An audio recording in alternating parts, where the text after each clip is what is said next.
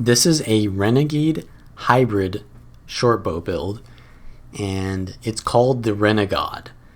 And the reason for that is just because Renegade plus God sounds really good. So yeah, that's pretty much the extent of that meme. But anyways, it's a hybrid build that uses the Wizard Amulet and uses a lot of crit chance from the Renegade and Invocation trait lines.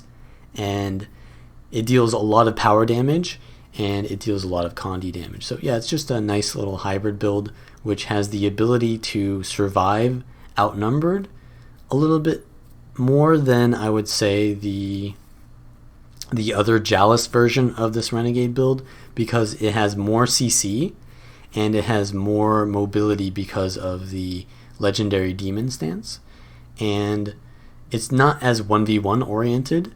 It can 1v1, however I feel that obviously Jalis is a lot better for 1v1ing because you just stand on the node and you can survive, but obviously there's a lot of ways to counterplay that, like not pushing into it or only killing it when you've killed the rest of their team and then outnumbering it and they have no mobility. So this is more like team fight oriented, or just like solo queue, you're rotating around weird comps and stuff like that. But obviously it can 1v1 still. So the idea is Wizard Amulet and Resistance Rune. Resistance is really good with Renegade because your elite skill, you often want to be channeling that. And since it is a channel, it doesn't really have a cooldown, so you can proc the Resistance Rune pretty much every time. It's 4 seconds of resistance on a 20-second cooldown, and your Demon Stance Elite is the exact same thing. You can channel it on and off. So you get a lot of resistance, which is super important because basically this build is still kind of countered pretty hard by being outnumbered, right? It's sort of easy to focus, and resistance is a very good condition for preventing you from being focused because you can't be immobilized. You can kite better because like resistance removes like the movement inhibiting effects of chill and cripple. So it's just really good. And I take staff and shortbow. So energy cleansing on staff is your kiting weapon, right? So to prevent you from being focused when you're outnumbered, staff is really just the best weapon for that. It gives you healing, it gives you Condi cleanse, blocks, evades, mobility. It's just, in general, just one of the better weapons for Revenant. And on shortbow, this is a really good weapon because it helps you to proc a lot of things, and shortbow is just the easiest. It's just, point and click, and then you just press 1 and then you're hitting things. So it procs your spirits very easily, and I put Sigil of Absorption on my shortbow because that's kind of going to be the weapon that you're in most of the time, and you're also doing a lot of CC with this build. So you have CCs like constantly with Dark Razor's Daring, you have Shortbow 5, you have your Malix pull, and those are all kind of like spammable. So yeah, it's a lot of CC, and if you interrupt someone in a big team fight, you're just spamming out these massive AoE CCs, you're going to get tons of boons, right? You're going to be interrupting people a lot. And especially in situations where you're fighting against a like Malix Condi Herald, they have a lot of more resistance than you, and it's going to be hard for you to get your Condi damage. You do power and Condi, but you want to get your Condi damage on them still. And resistance is pretty high priority on Sigil of Absorption, so it's really good and at focusing those kind of resistance spamming classes, and just in general, boons are very powerful, so stealing them is very good. And obviously Agony is really good because you have a lot of bleeds on your shortbow. Increasing their duration is going to give you more damage. So the traits, I take Retribution, Invocation, and Renegade.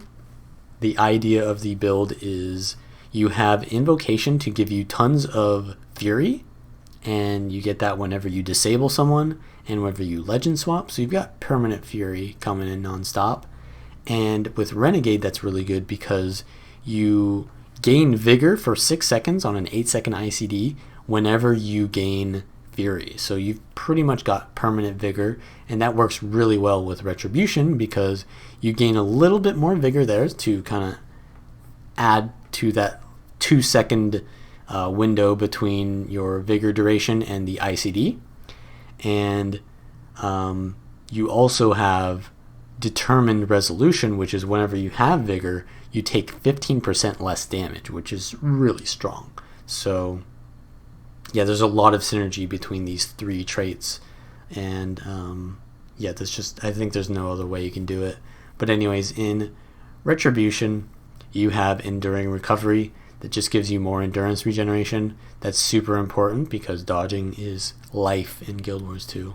You also have Planar Protection, which gives you, whenever you use your heal skill, a dome around you, and that will block projectiles, and it will weaken foes who are inside that dome. And it's also a dark field, which is really important for this build because there's some combos you can do with that. Obviously, Dwarven Battle Training is super important with this build because it gives you a little bit more damage. You do power damage on this build to weaken foes, but it just gives out so much weakness because whenever you disable a foe, you'll give out weakness for 3 seconds. And yeah, we already talked about how much CC there is in this build, so it's just really strong. And there's also like Rune of Aristocracy that you can use if you really want to go super aggressive on this build, because you're doing tons of CCs, you're doing tons of weakness, and Rune of Aristocracy gives you condition damage and 5 stacks of might for 4 seconds whenever you put out weakness. So you're gaining tons of might, and as a hybrid build, might is really strong. So yeah, if Rune of Resistance got nerfed, I would probably go to Aristocracy or Holbrack. So yeah, definitely a good choice, but Rune of Resistance is too broken to not take. And then lastly, Steadfast Rejuvenation. You just gain a little bit more healing whenever you're channeling your elite skills, pretty much. Yeah, because the only channels you have are your elite skills. So yeah, whenever you're channeling them, it's good because you're also just proccing Rune of Resistance whenever you can. So you're using those and gaining healing, and it's just good. Invocation, we already talked about the Fury uptime. You gain condition damage and damage while you have Fury, so it's nice for hybrid builds. And you gain Rapid Flow, which is just nice because it's like your permanent swiftness uptime. And you also have Glaring Resolve, which is whenever you stun break, you gain stability and heal. And this is really good because your stun breaks are all cast times, which means they're very clunky. And Dark Razor's Daring already gives you 1 second of stability when you cast it, so it kind of prevents you from getting interrupted. But a second stack of stability can prevent you from getting interrupted twice. And another thing is Pain Absorption, right? This is a casted stun break, which means if it gets interrupted after you've already stun broke, you lose the value of the actual skill. So it's really important that you get that stun break there because it helps you to reliably land this skill. Then you have Charge Mists. This is super important because if you legend swap while below 10 energy, and that's very easy to do because there's so much energy cost on this build, you will gain 75 energy instead of 50 energy when you swap. And that's super important because you have skills like Call to Anguish, which is 35 energy, Pain Absorption, 35 energy. They're so costly that you want to use them, but you kind of can't if you don't have enough energy. So this just allows you, this trait, to use those skills when you want to use them. And it's super important as well for Renegade because there are big combos that you want to do for Renegade, and you don't want to sit there regenerating energy waiting for them to do that. So this kind of allows you to, as soon as you go into Renegade stance, immediately pop out your big spirit combos. And we'll talk about those later. And in Retribution, we already talked about all that synergy there. So Renegade, you have Callous Fervor whenever you flank or crit an enemy. You have tons of crit chance on this build because you have, Wizard gives you a little bit, and then you also gain from Brutal Momentum, which is Whenever you are at full endurance, you gain 33% crit chance. So if I dodge here, I'm at 28, and that's very easy to max out again because you have Retribution giving you endurance regen, and then permanent vigor from this trait and this trait. So it gives you a lot of crit chance, which means you're proccing tons of Callous Fervor very often, and Callous Fervor stacks up to 5 times, giving you 30 ferocity each stack, so 150 ferocity, which is good because even though it's a hybrid build with low ferocity, you do crit very often, so you do get some value off that, crit chance and that ferocity. And then you also gain 2% condition damage per stack, so you can get up to 10% condition damage. So very good hybrid kind of synergy here with Renegade. And also every stack of Callous Fervor, you will gain Righteous Rebel, which gives you 7% condition damage reduction per stack. So it's really good for this build because you do forego a lot of the condition cleanse that you would normally get because you're kind of waiting for that to just come off you naturally.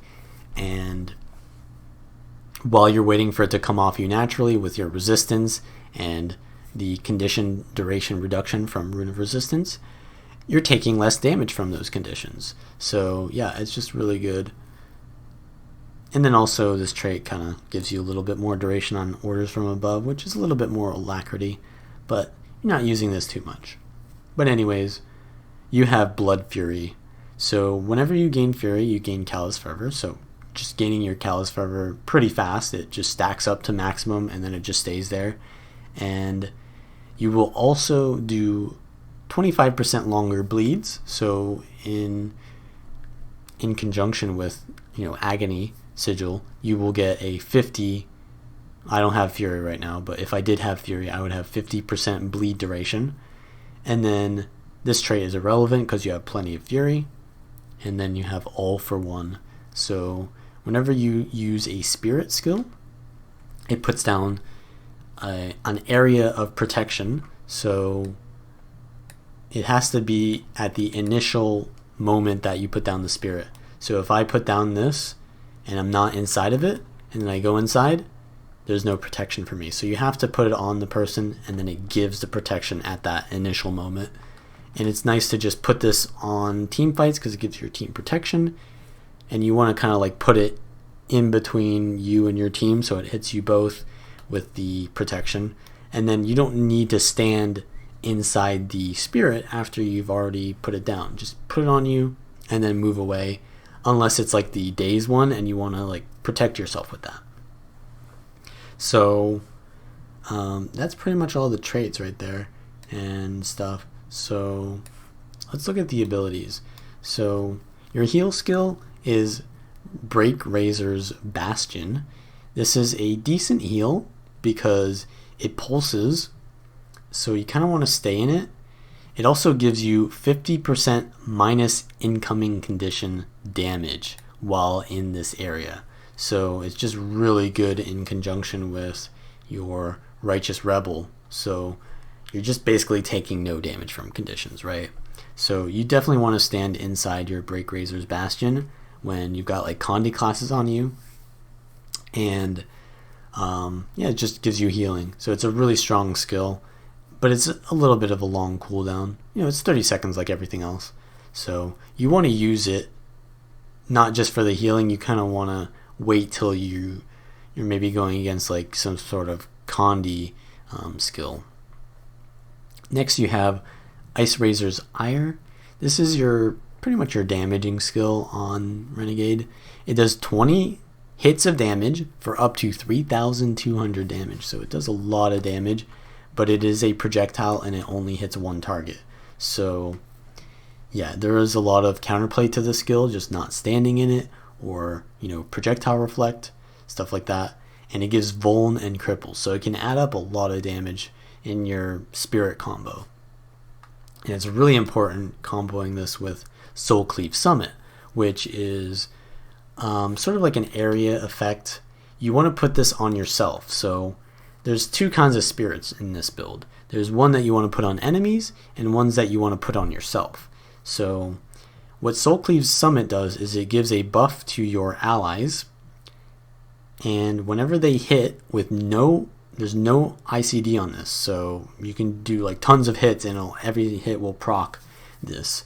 It gives life siphoning, and it gives you 400 damage, which is really high for a siphoning hit with no ICD, and about like 300 healing. So yeah, this adds up very quickly, as you can see with Ice Razor's Ire, because it hits 20 times. So if they're standing in that, they're taking lots of damage. So as you can see here, I put this on myself and it gives me the life siphoning every hit. I don't need to put my Soul Cleave Summit on the Ice Razor's Ire because it's me who's doing the damage, right? Even though it looks like it's the spirit that's doing the damage, it's me. So I put the Soul Cleave Summit on myself, and I put the Ice Razor's Ire on the enemy. And that's sort of how you want to position your spirits. Now, Razor Claw's Rage is sort of the same as Soul Cleave. You want to put it on your allies, and it gives them, whenever they do like an attack, they'll do bleeding, but this isn't really that good. It's kind of low impact in my opinion because it isn't an actual attack. So the bleed doesn't really add up, but it is sort of low cost. If you really have the energy to use it, you might as well. But you could do something else like Orders from Above, which would give you Alacrity, which would allow you to use your other skills more, which are a little bit higher impact. So usually, yeah, I'd use Orders from Above to get the Alacrity instead. And this is a really high impact skill, Dark Razor's Daring. It is a stun break, and it is a quarter-second daze for 6 seconds every second.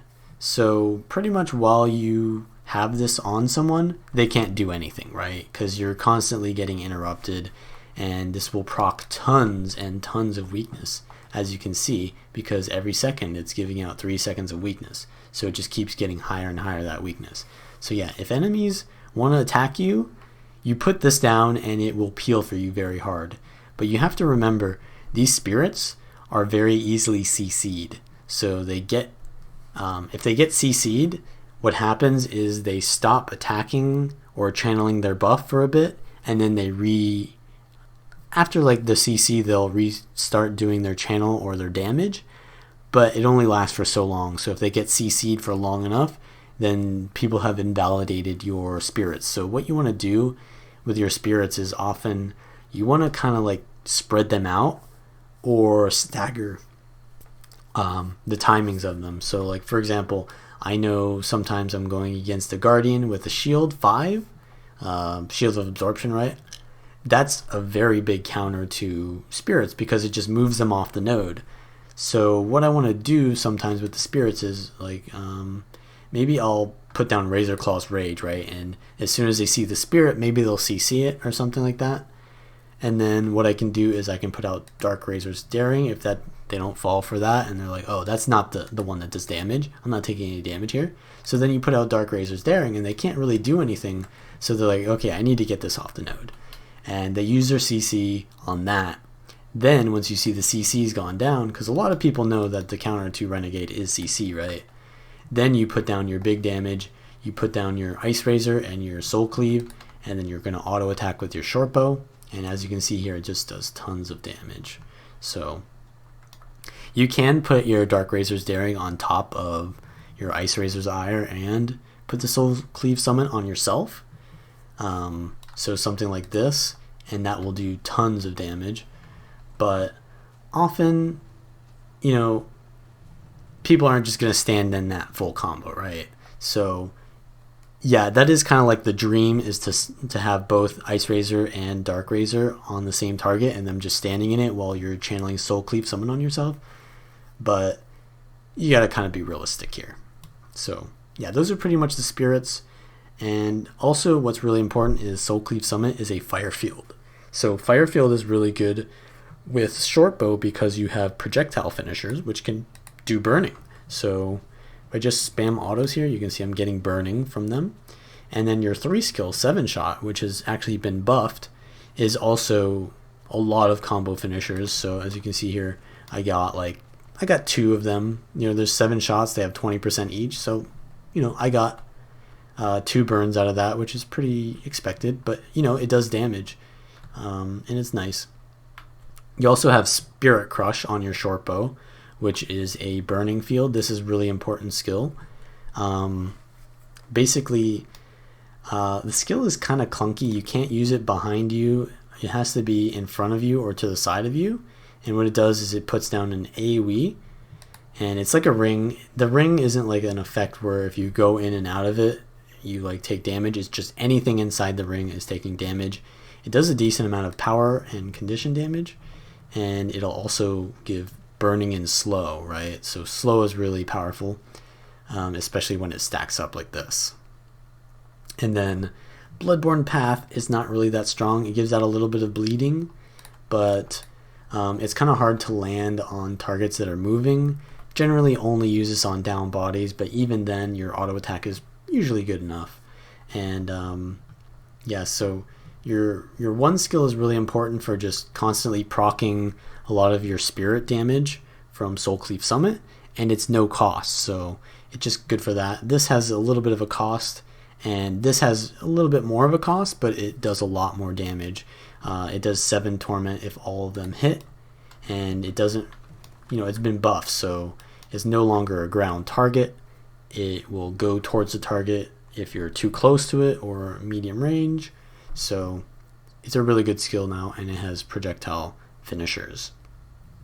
And then finally on your Shortbow you have Scorch Razor, which is a 2-second knockdown in a line. So it kind of like pierces the target like this, and yeah, it'll knock down everyone in the way.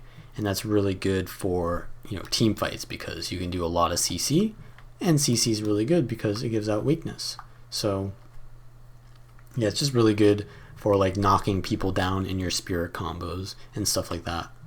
And then you also have Legendary Demon Stance. So your heal skill will give you a lot of healing if you have a lot of condies on you and you're not cleansing condies that much. So this usually gives you value.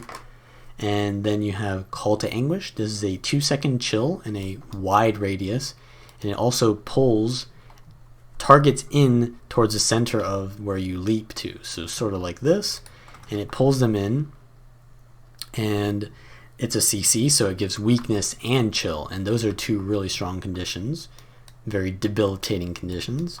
And it's nice for like pulling enemies together and then putting down your Spirit Crush in the middle and something like this. So yeah, and Banish Enchantment, it's kind of costly, but it gives out a decent amount of chill and boon removal. So if you really need to remove boons, it's good, but you can remove, you know, remember you have Absorption Sigil, right? So you can remove boons that way too. If you're versus a Condi Rev, yeah, you probably want to be using Banish Enchantment. And then lastly, you know, we already talked about Pain Absorption being really powerful. It gives you resistance, and it transfers 1 condition from all nearby allies, and then it gives you more resistance per condition that you steal from them. So it's just really good in team fights for supporting your allies. It actually gives them resistance, sorry. It gives you 2 seconds of resistance, and then all allies that you have taken a condition from, it gives you, does it actually? Grant resistance to yourself and nearby allies. So it gives 2 seconds of resistance to you and your allies, and then it gives you additional resistance per condition you take. So that's just really good in team fights, in other words. Finally, you have Embrace the Darkness. This is kind of nice because it gives torment to allies near you, or to enemies near you, but mostly I find that the combo field Dark is super strong because it's extra lifesteal. So you have lifesteal in Renegade Stance, and you have lifesteal in Embrace the Darkness because it's a dark field, and whenever you projectile finisher in it, you get lifesteal. I didn't get any there though. That was kind of weird. So that was bad RNG. So yeah, you saw the lifesteal there, and you also get a dark field from your healing skill. So yeah, it gives you this dome, and then you can do this, and there's lifesteal is there. So yeah, you want to be using sort of like your 7-shot whenever you've got either Embrace the Darkness up, your Dome, or your Soul Cleave Summit up, so that you can get those extra combo finishers. And yeah, those are pretty much the skills you're using. Your F abilities on Renegade are not really that good. This gives you a little bit of might, but it's only 6 seconds. I generally don't care about that. But if you need to get rid of your energy so that you can get your charged mists to proc, then you might as well. But generally, Orders from Above is better for that, but it's a little bit more costly. So it depends on how much you need to deplete. If you need to deplete 10, then use Hero Command. If you need to deplete 20, then use Orders from Above. And Citadel Bombardment, this skill is kind of bad. Like, it's just too unreliable, doesn't do enough damage.